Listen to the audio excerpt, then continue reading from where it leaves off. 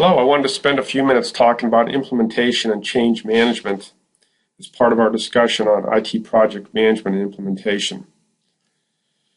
A key element of any technology implementation into an organization is change management, simply because whenever you embed technology into an organization, you're bringing about change in the way people do their work. So that change has to be managed. Now, I'd venture to say that change management is probably one of the most important aspects of IT implementation, and at the same time, it's one that's probably one of the most neglected and misunderstood aspects of implementing IT into organizations. So starting off, any IT implementation, as I've mentioned, involves change management. It involves both objective and subjective aspects of change. And as you could expect, some of the objective aspects, things such as having to redesign business processes, data conversion, developing an implementation plan, developing and testing the system, and then your implementation. So there are very objective aspects of implementation, but there's also the very subjective aspects that involve change management. Because again, at the risk of being redundant, you're implementing technology and you're potentially changing roles and reporting relationships, changing business processes, the way people have done their job maybe for years. The benefits may be unclear to those who are going to be using the system, and even questions about how's this going to affect me? Am I going to lose my job? And so forth. So some key questions are really how will employees perceive the new technology? How will this affect their adoption behaviors, either positively or negatively? And then finally, how can these perceptions be managed to improve the project's chance for success, which is really the heart of change management? So a couple of key change management principles. Number one, organizations are messy living systems, not machines. So I think we all realize that. So the application is that managers can't force employees to embrace technology. They must cultivate the environment for that change. Second principle, a limiting factor in organizational change is the individual's desire and ability to accept and adapt to a planned change event. So an application here is for managers to use key tactics, best practices to bring about successful organizational change.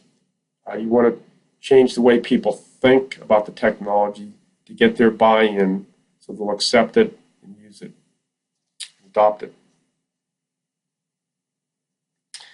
And to dig in a little bit deeper, I want to introduce something called the Technology Acceptance Model, or the TAM Model.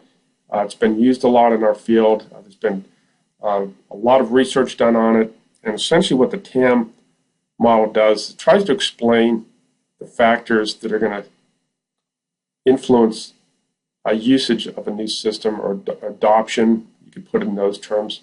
So really, what factors lead, if you're implementing technology into a work setting, what are the key factors that are going to drive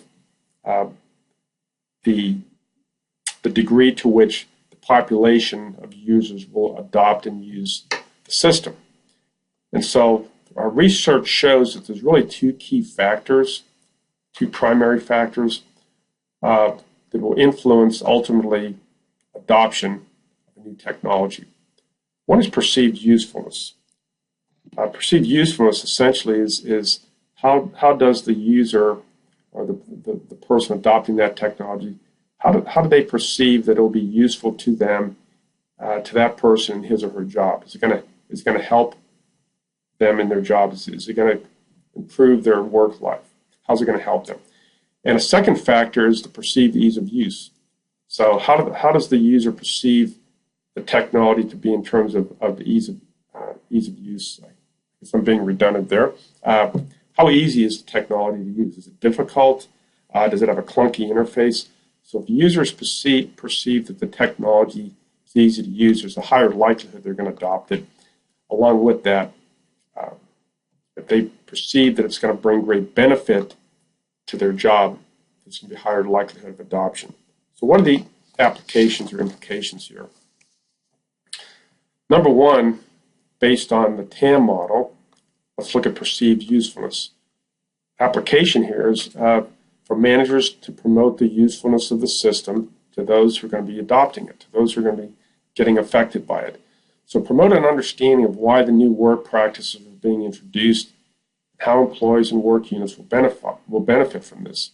And try to do this at an individual level. So how does this impact this person in this specific role? How are they going to benefit from the deployment of this technology?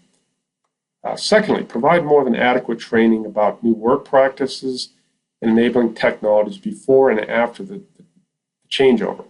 So this is not something you should be doing as you're implementing it after the fact, but really early on in the process. Try to promote to employees why you're implementing the technology and how they're going to benefit from them, and be specific in terms of what these benefits are. And a way to help accomplish this is provide opportunities for employees to be involved early on in the design, installation, and evolution of new work practices, even if it's a new system being designed in the design process. So get them involved in the process early to get their buy-in. Secondly, promote ease of use. So provide adequate training to make sure that users understand how to use the system. And that's critical. That should be done early in the process, as early as possible. And secondly, remove any barriers or obstacles to ease of use of the new system. So for example, maybe there's multiple screen inputs that could be eliminated.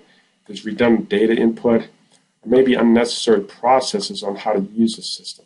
So try to make it easy for the users to interact with the system. So if they see that it's easy to use and it's going to bring benefit to their jobs, there's a higher likelihood they're going to adopt it. I think a third thing you can do is to identify and enlist early adopters. These are people who typically they're a minority, but they're typically people that adopt technology early. They like change, and so find those who have bought into the change and utilize these people to get others to buy into the change as well. So oftentimes they could be trainers. My daughter was a nurse at a hospital in Austin, and they had her training other nurses with a new system they'd implemented. And so get users involved and get the users to help in training others. So in summary, change management is a crucial part of IT project implementation. It can have devastating consequences if not managed properly, consequences in terms of resistance to use or non-use, maybe just underutilizing or just scratching the surface of the features that can be used in the system. Change management isn't something to be done after the fact or as an afterthought. It should be really part of the implementation plan and should be carried out throughout the implementation process.